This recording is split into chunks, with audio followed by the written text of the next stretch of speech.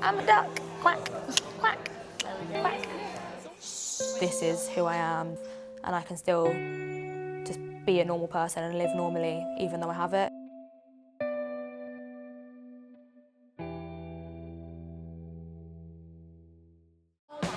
I don't like you. Sugar, sugar, sugar, sugar, sugar. You make unicorns cry all the time. For a while, a lot of my vocal tics were about like drugs and prostitutes, basically. And they just kind of latched onto that, don't know why.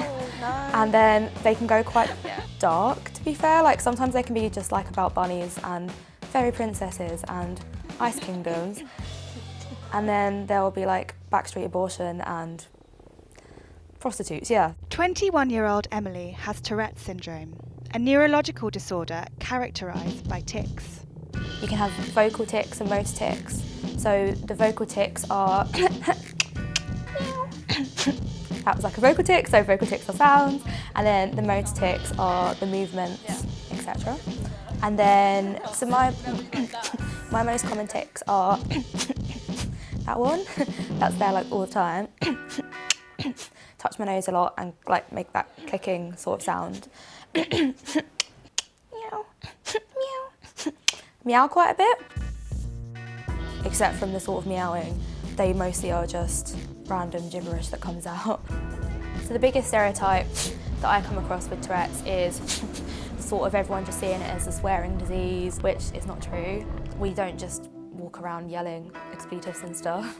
Emily was diagnosed with Tourette's at just 4 years old, although her mother saw symptoms from a much earlier age. Emily's birth was quite traumatic. She was very poorly for the first couple of days. She had her stomach pumped, she had to be force-fed, and she used to wake herself up in the middle of the night, and I'm not exaggerating when I say 52 times a night was normal. She would just twitch and wake herself up all the time. That's where you started, but eventually... The paediatrician thinks that it could have been from as young as 8 weeks. I love that one because you were just a crackpot. Emily was severely bullied at school due to her Tourette's. There were 6 girls in my year and they were just really nasty.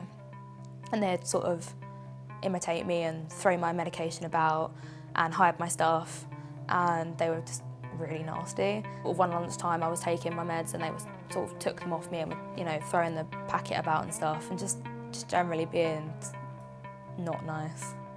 And I just really hated school, hated just everything.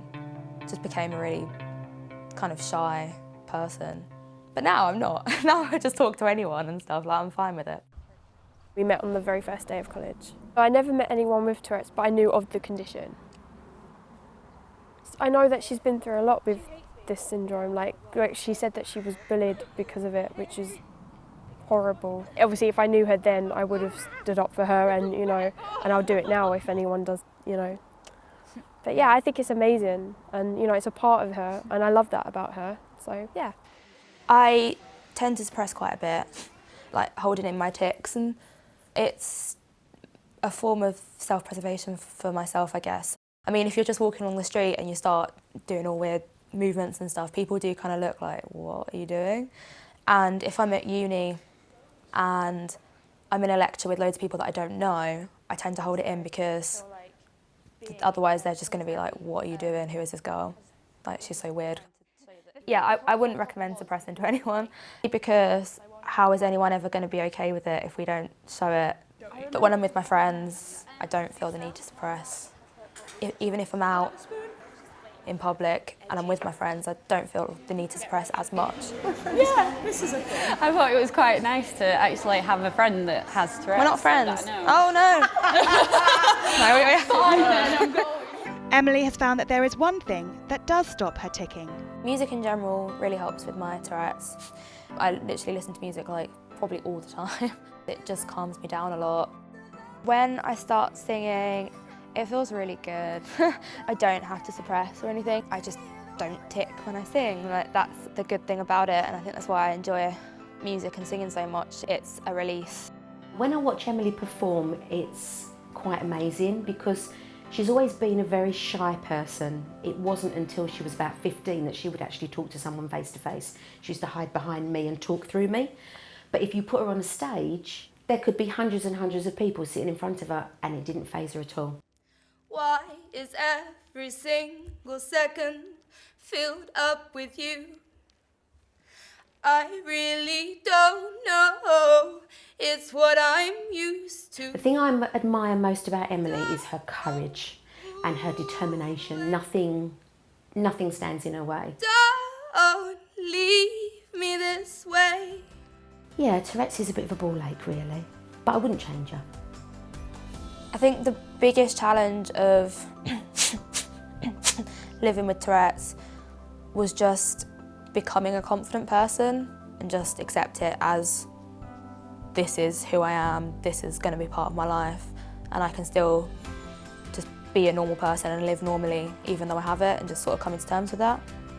When I am on stage and singing, it's like the best feeling ever. Especially if it is like a big performance, you can't really see the audience, but you know there's like loads of people there and they're like listening to you sing, and it's a really nice feeling. I just become really confident and just, yeah, a completely different person.